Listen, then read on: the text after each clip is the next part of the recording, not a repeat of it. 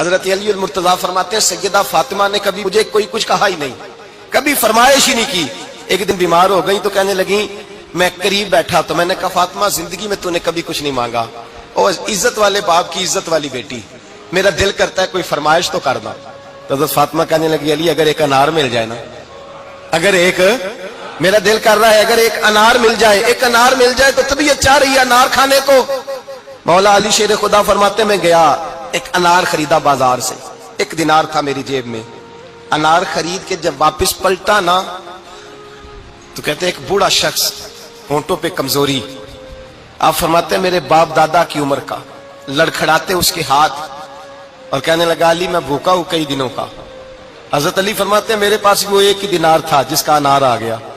کہتے میں نے اسی وقت وہ انار نکالا، اس شخص کے ہاتھ میں رکھا، بوجھل قدموں سے جب میں اندر داخل ہوا نا تو پاک رسول کی پاک بیٹی، عزت والے نبی کی عزت والی بیٹی، صبر والے محبوب کی صبر والی بیٹی.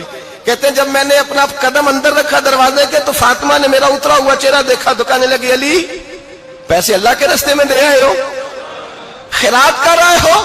حضرت شیر خدا رضی اللہ تعالیٰ عنہ فرماتے ہیں میں فاطمہ کی طرف دیکھا تو میں حیران ہو گیا.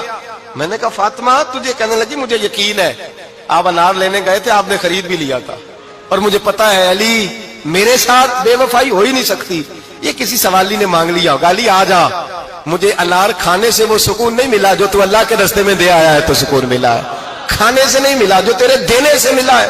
مولا علی کہتے ہیں صبر کر کے میاں بیوی بیٹھ گئے تو دروازے پہ دستک ہوئی.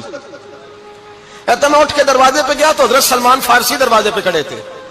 انہوں نے نا 9 انار مجھے دیے، کہنے لگے نبی پاک نے بھیجے ہیں، یہ 9 انار ہے نبی پاک نے بھیجے ہیں. تو حضرت علی شیر خدا فرمانے لگے ہمارے نہیں کسی اور کے ہیں، ہمارے نہیں کسی پڑوسی کے ہیں. دائیں بائیں دیکھ رہے، کہنے لگے نہیں تمہارے ہی ہیں. فرمانے لگے نہیں میرے ہوتے تو 10 ہوتے، اس لیے کہ اللہ فرماتا ہے من جاء بالحسنۃ فلہ عشر امثالھا، تم ایک نیکی کرو گے میں 10 کا اجر عطا کروں گا.